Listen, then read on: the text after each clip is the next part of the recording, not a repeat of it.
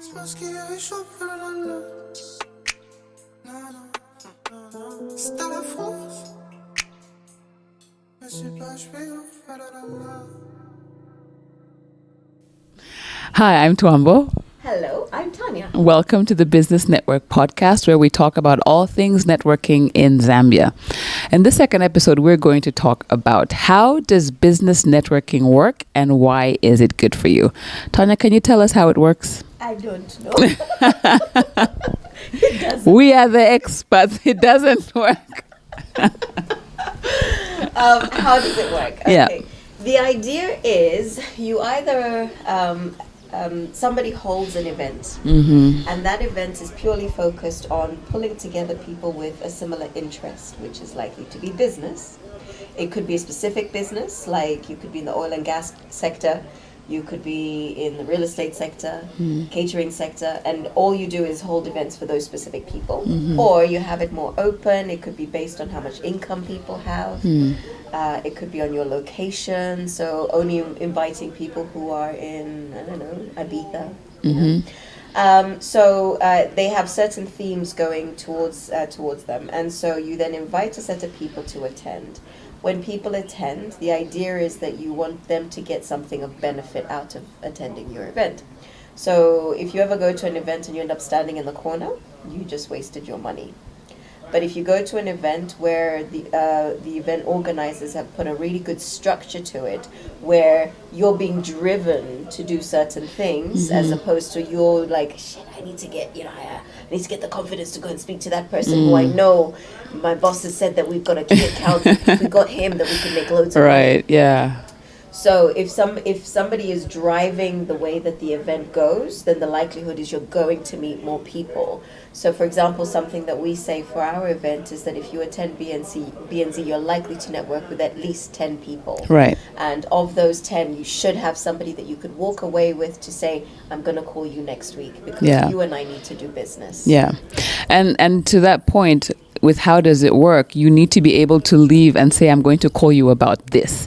Not, I'm just going to call you, then start again and be like, hi, my name is Twaambo. Actually, do you remember me? I was there. And then we have to start reminding each other of what do you do? What do I do?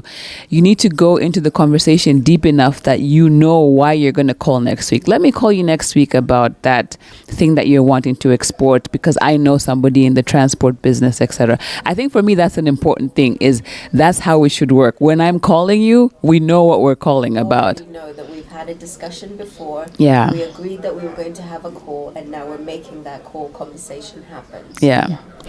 So what can people learn about themselves, or what can they take away from a networking event other than walking away with cards and somebody they can call the next day? I think first and foremost, you learn your confidence level. Like in my group, in my sector of people, I'm very confident, but actually in a room full of strangers, I don't have the confidence. Yeah. And what that also implies is you don't have the confidence in what you came there to do. So is your business really set up? Right? Are you really making money? You know, so those are the things that you need to start realizing, that it's revealing yourself to you. And so now from that you turn around and say, okay, where do I make improvements? Yeah. So for example, I stuttered over my pitch. So we get this often, people, when you say, so what do you do? I'm a sales and marketing manager for a fish company. Yeah, okay, but what do you do? Yeah. Right? Yeah. So you dive into it. So I work for this fish company, and my focus is on generating business through Facebook, whatever, right? Yeah. My focus is driving the SEO of our website so we can generate more traffic to increase our sales by 10%. Yeah. Know what you're talking about. Yeah, right? yeah. So, yeah. I think it also teaches you about different industries. If you go to a networking event and you meet a social media manager and you thought that, companies, we just post. No, actually, that social media manager is there. Ask them questions. What tools do you use? What metrics are you looking at? Is it an easy job? Is it not? Because sometimes we tend to trivialize another person's job, but you can learn about other industries and how they work, what their deadlines are like, how they communicate at a networking event, and that will make you reaching out to them easier. That will make you, when you're in your meetings and your boss says, "Oh, we don't need a social media manager, Mr. Mbewe there, you can be the one posting." Your 14-year-old, can you get him to post? Right. You can be like, "No, actually, I met a social media manager and what they said was this, this, and this. And Mr. Mbewe does not have the expertise for this. We can hire somebody else."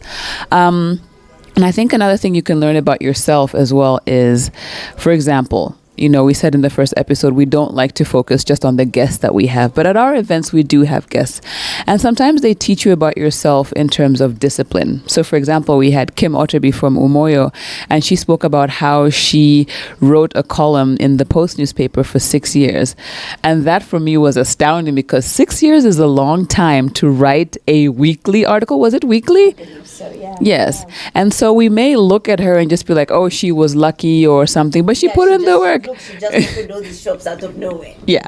But she's put in the work. And so you get to know, like, okay, there are people out there that are putting in the work. And am I putting in the work for where I say I want to go? So our next question is, we don't have a question.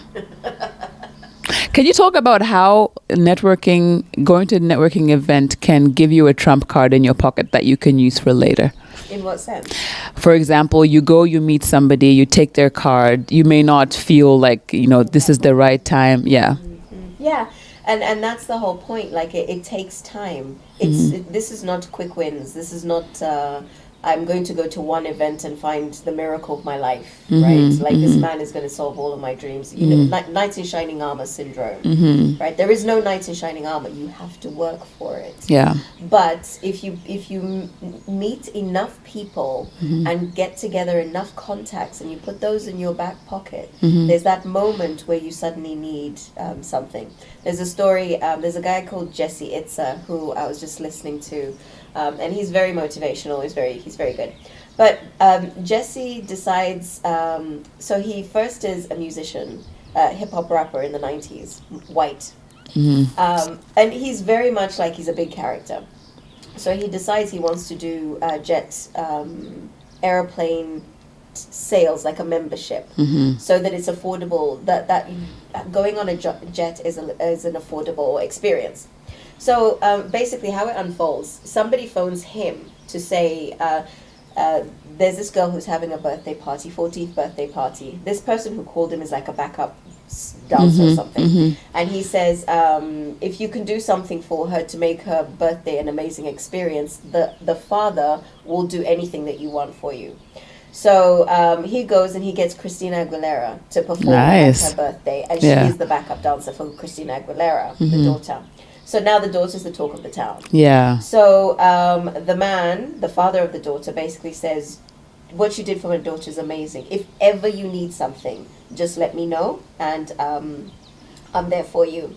So he gets to a point where he's now he wants to pitch this idea to this key private jet company.